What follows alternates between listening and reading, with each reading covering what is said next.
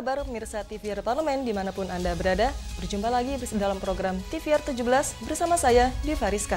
Tepat pukul 17 waktu Indonesia Barat, kami hadirkan kepada Anda sejumlah informasi paling baru dan menarik seputar kinerja dan kegiatan DPR RI yang telah disajikan oleh redaksi TVR Parlemen. Pemirsa TVR Parlemen, inilah TVR 17 edisi Jumat 9 Desember 2022.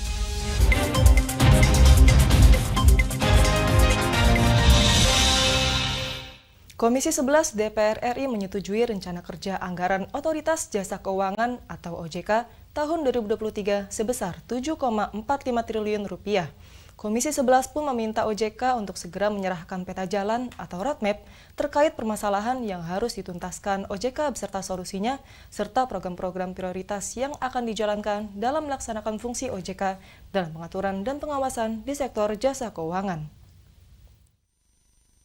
Rencana Kerja dan Anggaran Otoritas Jasa Keuangan atau OJK tahun anggaran 2023 sebesar 7,455 triliun rupiah disetujui Panja Komisi 11 DPR RI, namun dengan beberapa catatan.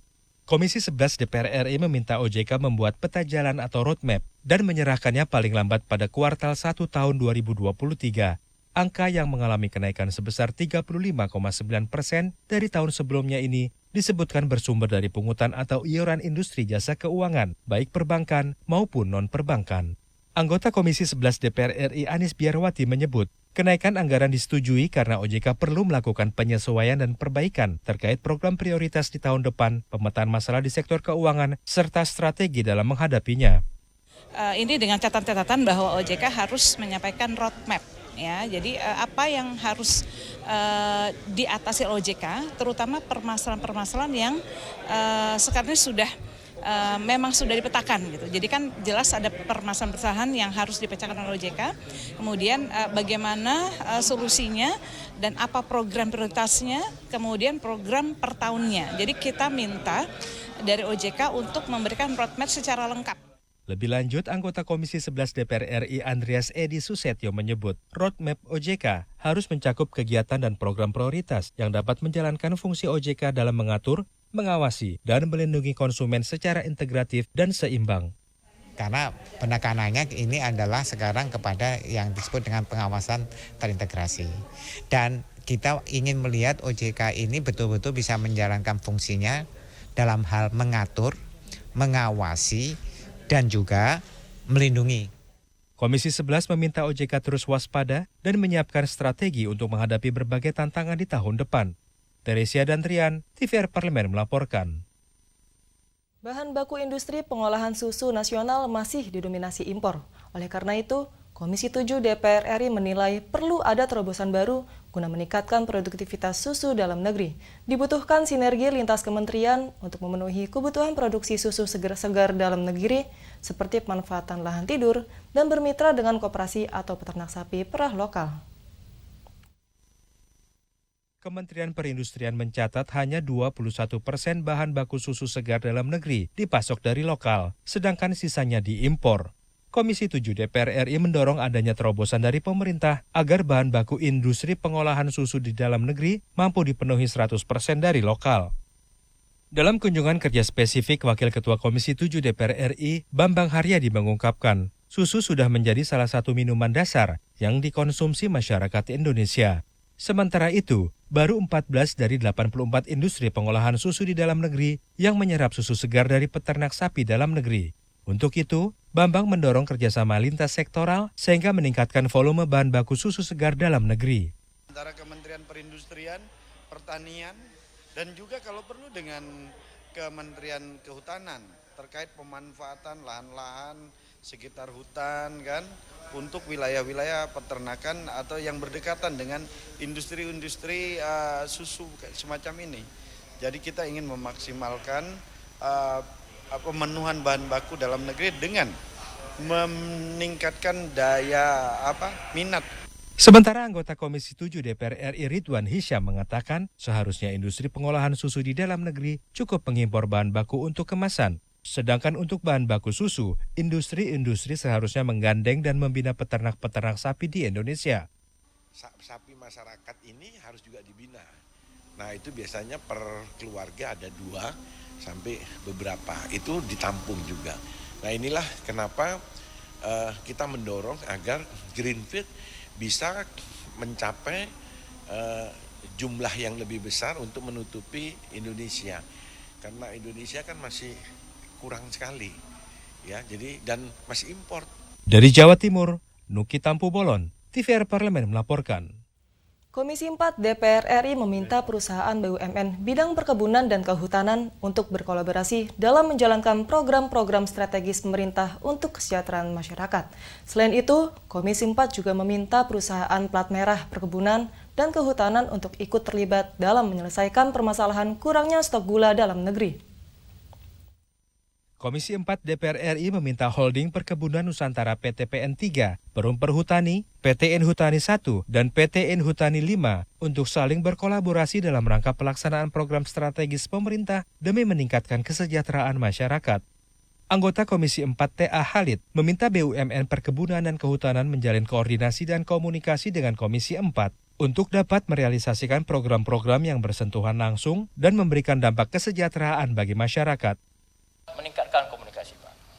Karena jujur kami, walaupun mungkin Bapak lebih ke Komisi 6 sebagai BUMN, kami perlu informasi-informasi dari Bapak. Sangat perlu. Terutama seperti BTPN sampaikan tadi tentang PSR, kami perlu dukungan informasi. Tetapi kalau kita tidak pernah berjumpa, tidak pernah bersilaturahmi, tidak pernah ketemu, kita tidak akan bisa mendapatkan informasi itu. Sementara itu, anggota Komisi 4 DPR RI Hanan Ar-Rozak menyoroti minimnya keterlibatan BUMN perkebunan dan kehutanan dalam memenuhi kekurangan stok gula dalam negeri. Padahal menurutnya, kolaborasi program kerja BUMN perkebunan dan kehutanan sangat berpotensi meningkatkan kemakmuran dan kesejahteraan rakyat, serta optimalisasi pengelolaan sumber daya alam secara berkelanjutan. Tebu ya, untuk menangani produksi kalau seandainya 750.000 sampai 1 juta hektar itu bisa dipenuhi kebutuhan lahannya. Nah untuk itu saya kira ini perlu perencanaan yang jelas, perlu kolaborasi antara Perum Perhutani dengan Perkebunan Nusantara terkait dengan bagaimana menjabarkan arahan-arahan pimpinan tertinggi di Republik ini dari Pak Presiden untuk menangani terkait dengan kita menekan kehilangan devisa kita akibat harus import gula setiap tahunnya, Pak. Halim dan Kiki, TVR Parlemen melaporkan. DPR RI telah menyetujui Laksamana Yudo Margono menjadi calon Panglima TNI menggantikan Jenderal Andika Perkasa yang tahun ini akan memasuki masa pensiun. Sejumlah tantangan telah menanti calon Panglima TNI baru seperti menjaga netralitas TNI di tahun politik jelang pemilu dan juga penanganan konflik di Papua. Informasi selengkapnya akan kami hadirkan usai jeda berikut. Untuk itu, tetaplah di TVR 17.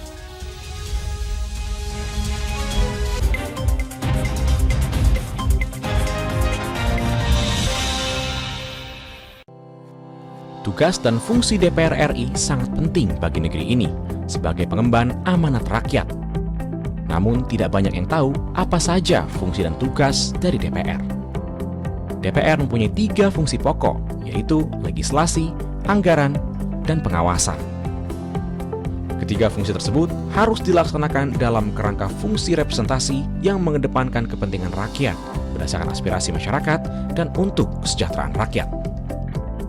Dari fungsi legislasi, DPR RI mempunyai tugas dan wewenang untuk menyusun dan menetapkan program legislasi nasional bersama dengan pemerintah, menyusun dan membahas rancangan undang-undang, menerima rancangan undang-undang dari DPD, membahas rancangan undang-undang yang diusulkan oleh Presiden ataupun DPD, menetapkan undang-undang bersama dengan Presiden, menyetujui atau tidak menyetujui peraturan pemerintah pengganti undang-undang yang diajukan Presiden untuk ditetapkan menjadi undang-undang.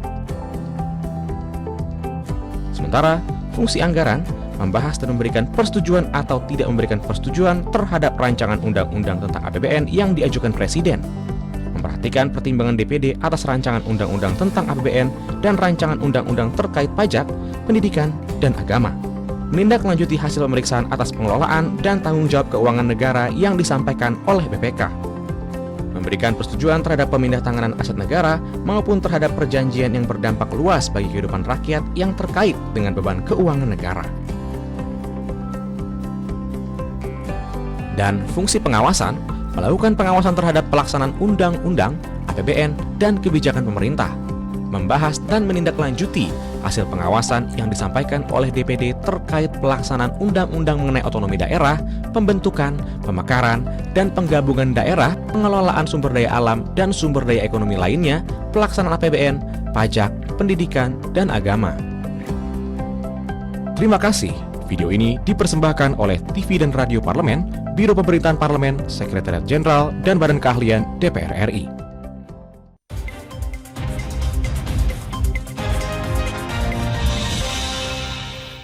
Kembali di TVR 17, dinamika menjelang pemilu 2024 hingga masalah sengketa di Laut Cina Selatan dinilai menjadi tantangan bagi Laksamana Yudo Margono setelah nantinya resmi menjabat sebagai Panglima TNI.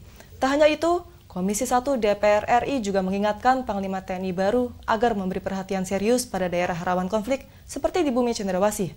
Yudo Margono perlu mempertajam strategi yang dipakai oleh Andika Perkasa maupun membuat strategi baru agar kondisi Papua bisa benar-benar kondusif.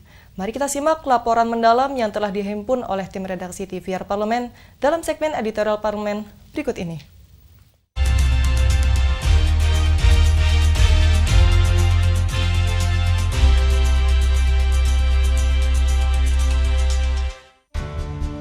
Pada Desember 2022, Komisi 1 DPR RI melakukan fit and proper test terhadap Laksamana Yudo Margono selaku calon Panglima TNI yang akan menggantikan Jenderal TNI Andika Perkasa.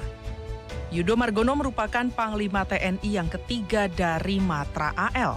Saat fit and proper test, Yudo Margono menyampaikan visi dan misi, diantaranya meningkatkan soliditas TNI dengan komponen ketahanan negara lainnya seperti Polri. Yudo juga berkomitmen menjaga kedaulatan NKRI serta menggandeng masyarakat dalam menjaga ketertiban dan keamanan. Dengan menjadikan TNI sebagai patriot NKRI yang merupakan kepanjangan dari prajurit Trimatra yang profesional, modern, dan tangguh demi keutuhan Negara Kesatuan Republik Indonesia.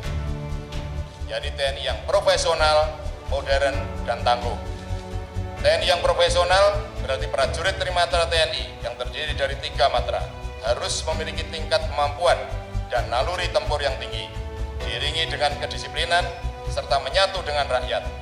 Prajurit TNI harus berlatih dan teruji sehingga dapat menyelesaikan semua tugas-tugas pertahanan negara dengan baik. Usai melakukan fit and proper test di gedung DPR RI, Komisi 1 DPR RI melakukan verifikasi ke rumah dinas Yudo Margono, sekaligus berdialog dengan keluarga terkait keseharian Yudo Margono. Wakil Ketua Komisi 1 DPR RI Abdul Haris mengatakan, kepemimpinan dan program Panglima TNI selama ini harus dilanjutkan. Namun, tantangan di tahun 2023 tidak boleh diabaikan, seperti ancaman resesi global dan masa persiapan pemilu 2024. Saya kira melanjutkan apa yang sudah dicapai Panglima sebelumnya, terus kemudian meningkatkan lagi. Nah, kita lebih husnudzon lagi, lebih berbaik sangka lagi, karena beliau dari laut itu tentunya kejadian-kejadian atau yang ada di sekitar Natuna Utara itu akan bisa diatasi dengan baik. Minimal ada progres yang lebih baik karena memang waktunya yang sangat terbatas. Ya. Suasana yang kondusif bisa tercipta di bawah kepemimpinan beliau nanti. Anggota Komisi 1 DPR RI Juniko Siahaan mengingatkan Yudo Margono agar memberikan perhatian serius terhadap wilayah-wilayah di Indonesia yang rawan konflik. Beberapa insiden penembakan oleh KKB Papua yang menimbulkan korban dari TNI maupun warga sipil jangan terulang lagi. Yudo Margono perlu menyusun strategi jangka panjang untuk penyelesaian persoalan di Papua. Apalagi dengan bertambahnya 4 daerah otonom baru di Pulau Papua. Menempatkan pasukan di sana, kemudian juga membuat sebuah strategi yang lebih baik. KKB melakukan pembunuhan, ya. Artinya ini akan terus kalau kita tidak membuat platform. Panglima kemarin sudah baik, ya, Pak Dudung juga sudah sebagai Kasat juga sudah menyampaikan baik bahwa penanganan permasalahan-permasalahan Papua harus lebih humanis. Tapi tidak cukup sama situ, harus ada strategi jangka panjangnya. Sementara Yan Permenas menyarankan Panglima TNI terpilih menyelesaikan persoalan Papua dengan pendekatan berbeda, seperti melakukan pemetaan atas wilayah-wilayah rawan konflik. Yang perlu saya berikan catatan penting buat Panglima TNI yang baru adalah harus terus-menerus bersinergi dengan semua institusi negara yang berperan dan memberikan kontribusi terhadap keamanan negara. Secara terpisah, Syarifuddin Hasan mengingatkan Laksamana TNI Yudo Margono sebagai Panglima TNI terpilih juga harus bersinergi dengan Polri untuk menjaga keamanan dalam negeri, mengingat tahapan penyelenggaraan pemilu 2024 sudah dimulai. Jadi selama 2023 ini, itu yang menjadi ukuran bagaimana persiapan pertahanan keamanan Indonesia internal dalam menyambut pemilihan umum yang akan datang. Suksesnya demokrasi kita itu juga ditentukan oleh pertahanan dan keamanan. Komisi 1 DPR RI berharap terpilihnya Laksamana TNI Yudo Margono sebagai Panglima TNI yang baru mampu membawa TNI semakin solid dan profesional serta mendukung kebijakan pemerintah untuk mempercepat modernisasi alutsista Indonesia. Tim Liputan TVR Parlemen melaporkan.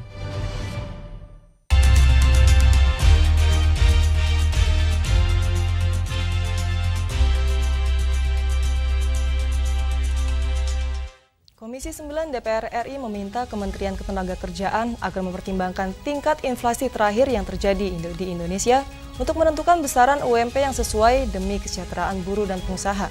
Informasi selengkapnya akan kami hadirkan saat lagi. Untuk itu jangan kemana-mana, tetaplah di TVR 17.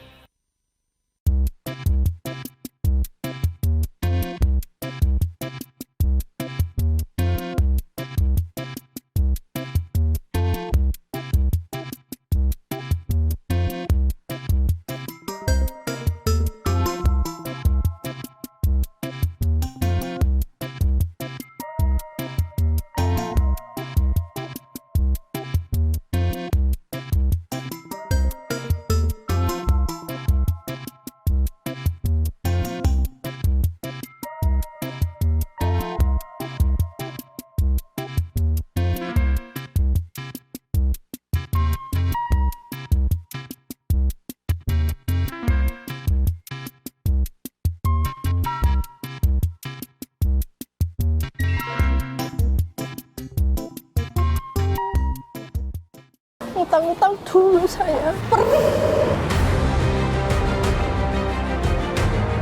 Mereka yang tidak cukup paham teredukasi bagaimana menyuarakan aspirasi demi memperoleh jawaban. Sini ditambang untuk seperti itu, warga sini tidak mengizinkan. Sebab apa? Itu menyangkut isi perut kami semua.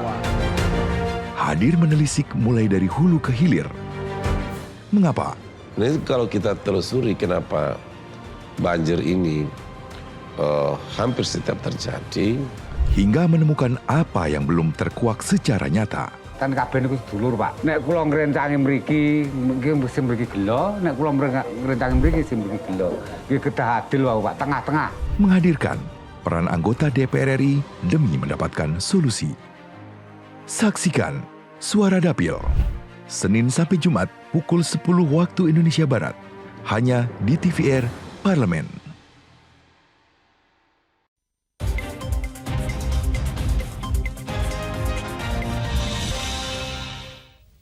Kembali di TVR 17, Komisi 9 DPR RI meminta pemerintah agar penetapan upah minimum provinsi atau UMP 2023 berpihak kepada kesejahteraan pekerja. Penetapan UMP 2023 jangan hanya berpatokan pada peraturan pemerintah nomor 36 tahun 2021 tanpa mempertimbangkan faktor kesejahteraan pekerja. Situasi ekonomi yang semakin sulit, kenaikan inflasi, naiknya harga BBM harus turut menjadi dasar pertimbangan kelayakan upah bagi para pekerja. Nah, selengkapnya mari kita simak wawancara rekan kami Vincent Aldi dengan anggota Komisi 9 DPR RI berikut ini. Baik pemirsa TVR Parlemen dimanapun Anda berada, saat ini saya tengah berada di Gedung Nusantara 1, tepatnya di depan ruang rapat Komisi 9 DPR RI. Kita ketahui bersama bahwa pemerintah melalui Kementerian Ketenagakerjaan telah memastikan UMP 2023 akan naik. Hal tersebut berdasarkan dari Undang-Undang Cipta Kerja nomor 11 tahun 2020 serta peraturan pemerintah nomor 36 tahun 2021 tentang pengupahan. Namun, tahun 2023 juga akan diprediksi akan mengalami resesi secara global. Lantas seperti apa tanggapan dari DPR RI mengenai hal tersebut? Telah bergabung bersama saya, salah satu anggota Komisi 9 DPR RI, yaitu Bapak Darul Siska. Apa kabar Bapak? Alhamdulillah. Baik Bapak. Bapak, bagaimana pendapat Komisi 9 DPR RI mengenai kenaikan UMP yang akan di depan tahun yang diprediksi akan mengalami ancaman resesi ini, Pak? Ya, pemerintah melalui Menteri Tenaga Kerja sudah memberi gambaran bahwa tahun depan itu akan ada kenaikan UMP.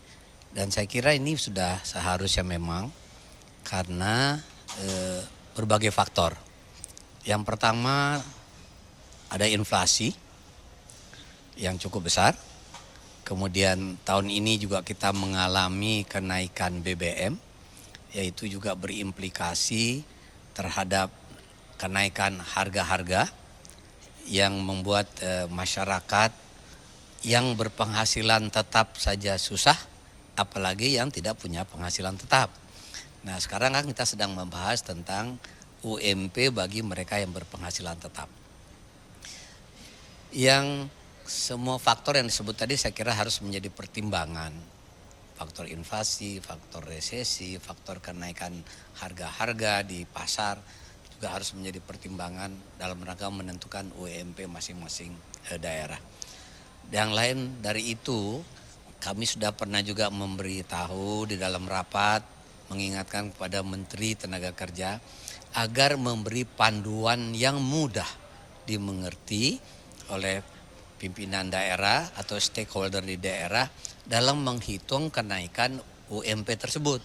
Selama ini kan selalu dianggap cara atau tata cara penghitungan kenaikan UMP itu sangat berbelit-belit sehingga menjelaskannya kepada masyarakat yang menerima upah juga jadi susah. Nah, jadi faktor nominal menjadi satu hal. Yang hal kedua adalah faktor teknis kenaikan UMP itu sendiri. Mengenai besaran dari kenaikannya tersebut, Pak, karena kan dari para pekerja masih mengeluhkan terlalu kecil, karena juga di depan ancaman resesi seperti itu. Apa Pak tanggapan dari DPR RI? Kecil dan besar itu kan relatif ya, sangat tergantung dari kebutuhan hidup kita. Dan juga harus dipahami kenaikan UMP itu bukan saja dari segi kepentingan penerima upah, tapi juga kepentingan pemberi upah. Pemberi upah juga harus menghitung kemampuan dia untuk meningkatkan upah itu berapa. Jangan-jangan dia bisa memberikan kenaikan upah yang besar, tapi kemudian modal kerja perusahaannya untuk bisa berlanjut malah terkurangi, sehingga produksinya tidak maksimal. Jadi menurut saya harus ada pembicaraan yang equal antara pemberi upah, penerima upah dengan pemerintah yang menetapkan UMP itu. Sehingga didapatkan angka ideal yang memberi kenyamanan bagi penerima upah, ketenangan juga bagi pengusaha karena ada keberlangsungan usahanya, dan pemerintah juga memberikan keputusan yang tidak berat sebelah begitu. Menurut Komisi 9 sendiri Pak, untuk sebenarnya UMP yang layak itu seperti apa? Karena melihat kondisi Indonesia masih kondisi baru bangkit dari pandemi serta dari ancaman resesi global itu sendiri Pak. Nah itu yang saya tadi sampaikan, itu mesti harus ada hitung-hitungannya sendiri. Saya sendiri tidak bisa memberikan prosentase idealnya berapa. Karena kan harus ada faktor inflasi dihitung, kenaikan harga dihitung, kemampuan pengusaha dihitung. Kemudian kita juga baru keluar dari pandemi yang berat, malah sekarang sebentar kita sudah masuk lagi kepada ancaman Omikron XBB, yang semua kita sudah masuk lagi PPKM. Nah ini kan semua ini harus menjadi pertimbangan dalam menentukan UMP ini. Jadi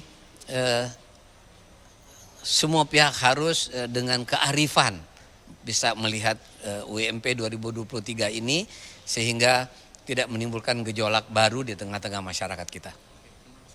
Baik pemirsa TVR Parlemen dimanapun Anda berada, demikianlah wawancara saya dengan salah satu anggota Komisi 9 DPR RI yaitu Bapak Darul Siska, yang beliau telah menyampaikan tadi bahwa perlu adanya pembicaraan lebih lanjut antara pihak-pihak yang terkait untuk menyimpulkan UMP tahun 2023. Mengingat Indonesia baru saja pulih dari pandemi serta akan rencana bahwa untuk menghadapi resesi yang akan datang.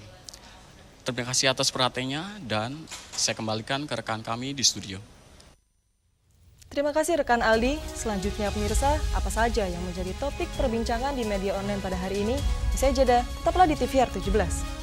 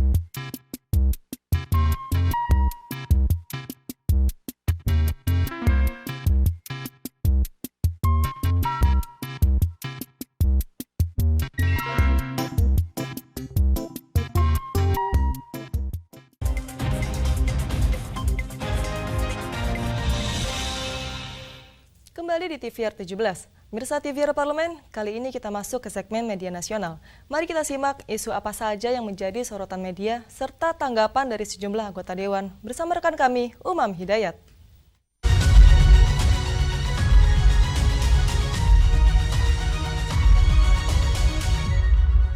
Baik pemirsa TVR Parlemen, mari kita bahas apa saja yang menjadi headline media online hari ini. Berita pertama yang menjadi headline adalah berita tentang DPR RI yang menolak permintaan perpanjangan masa konsesi kereta cepat Jakarta-Bandung menjadi 80 tahun. Bisa dilihat di layar kaca Anda pemirsa. Di sini PLT Dirjen Perkeretaapian Kementerian Perhubungan Rizal Wasal meminta konsesi kereta api cepat Jakarta-Bandung diperpanjang dari semula 50 tahun menjadi 80 tahun dikarenakan biaya yang membengkak. Permintaan ini disampaikan kepada DPR RI dalam rapat kerja Komisi 5 DPR RI yang digelar Kamis kemarin. Menanggapi permintaan tersebut, anggota Komisi 5 DPR RI Suhartono meminta masa konsesi kereta cepat tidak diperpanjang. Ia menilai 50 tahun saja sudah cukup lama dan 80 tahun sama dengan 2 generasi. Suhartono menjelaskan bahwa nasib kereta cepat Jakarta-Bandung akan sama seperti Freeport yang sebelum masa akhir sudah diambil alih oleh negara. Dan sementara itu, Ketua Komisi 5 DPR RI Lazarus juga meminta PT KCIC untuk melakukan perhitungan dengan matang dan cermat sebelum perpanjangan masa konsesi diputuskan. Lazarus meminta PT KCIC untuk mempersiapkan infrastruktur integrasi antar moda dan pemenuhan fasilitas operasi kereta cepat di setiap stasiun. Lazarus juga meminta agar tahap pengoperasian kereta cepat Jakarta-Bandung sesuai dengan standar operasional prosedur. Di sini Lazarus juga menekankan agar Dirjen Perkeretaapian Kemenhub dan PT KCIC untuk meningkatkan proses transfer knowledge dan teknologi pada tenaga kerja yang akan mengoperasikan kereta tersebut. Di sini Lazarus juga meminta agar SDM untuk pengoperasian dan pemeliharaan kereta cepat diprioritaskan dari tenaga kerja lokal. Sebagai informasi, masa konsesi dapat diartikan sebagai kontrak panjang yang diberikan pemerintah kepada pihak swasta sebagai kompensasi atau imbalan atas pendanaan, pengembangan, dan pembangunan yang dilakukan untuk fasilitas publik. Dan jika masa konsesi diperpanjang menjadi 80 tahun, maka artinya kereta cepat Jakarta-Bandung akan dikelola oleh pihak swasta selama 80 tahun tersebut, baru kemudian dapat dikelola oleh pemerintah sepenuhnya. Baik pemirsa, berita selanjutnya yang menjadi headline adalah berita terkait DPR RI yang memberikan saran kepada Polri terkait pengamanan jelang Natal dan Tahun Baru. Dapat dilihat di sini pemirsa. Di sini anggota Komisi 3 DPR RI Adang Darojatun memberikan saran bagi Polri untuk pengamanan menjelang Natal dan Tahun Baru atau Nataru. Adang menyarankan agar Polri menggunakan pendekatan preemptif dan preventif dalam melakukan pengamanan. Di sini Purnawirawan Polri ini menjelaskan pendekatan preemptif dilakukan sebagai pencegahan dini khususnya dari peristiwa teror, yaitu dengan terus memonitor para pelaku kejahatan teror yang masih di dalam lembaga pemasyarakatan, terutama yang sudah bebas beserta jaringannya. Mantan Wakil Kepala Polri tahun 2004 itu menyebut peran intelijen dan reserse Polri sangat dibutuhkan dalam kegiatan pengamanan tersebut. Dan selanjutnya Adang menyebutkan adanya pendekatan preventif di mana Polri harus meningkatkan patroli sebagai bentuk pencegahan dini, terutama pengamanan di objek vital dan objek-objek kegiatan Natal, Tahun Baru, dan objek-objek wisata lainnya. Adang juga meminta Polri, TNI, dan tim pengamanan yang lain harus menunjukkan kesiapannya untuk melakukan pengamanan. Dengan demikian, para pelaku bisa mengurungkan niatnya melakukan kejahatan. Dan lebih lanjut pemirsa, Adang juga menyarankan agar Polri turut mengajak masyarakat untuk berperan aktif membantu pengamanan. Misalnya dengan memberi informasi apabila ada hal-hal yang mencurigakan maupun pengamanan oleh masyarakat itu sendiri. Dan selanjutnya Adang mengatakan yang tidak kalah pentingnya adalah kesadaran masyarakat agar tidak memberi peluang bagi pelaku kejahatan untuk melakukan kejahatannya. Seperti tidak menggunakan perhiasan yang berlebihan, menjaga rumah dengan baik, memberi pengamanan tambahan bagi kendaraan, dan menjaga lingkungannya dengan baik. Sementara itu, anggota Komisi 3 DPR RI lainnya yaitu Santoso meminta agar aparat keamanan lebih mengantisipasi pergerakan kelompok teroris jelang momen Natal dan Tahun Baru. Santoso mengingatkan hal tersebut usai terjadi bom bunuh diri di Polsek Astana Anyar, Bandung pada Rabu lalu. Dan Santoso juga berpesan agar Badan Nasional Penanggulangan Terorisme atau BNPT benar-benar menjalankan program deradikalisasi guna membentuk karakter bangsa yang toleran dan menghormati perbedaan. Baik pemirsa, itu tadi headline di media online pada hari ini, yaitu berita tentang DPR RI yang menolak permintaan untuk memperpanjang masa konsesi kereta cepat Jakarta-Bandung menjadi 80 tahun. Dan juga berita tentang DPR RI yang memberikan saran kepada aparat terkait pengamanan jelang Natal dan Tahun Baru. Kembali ke rekan Diva.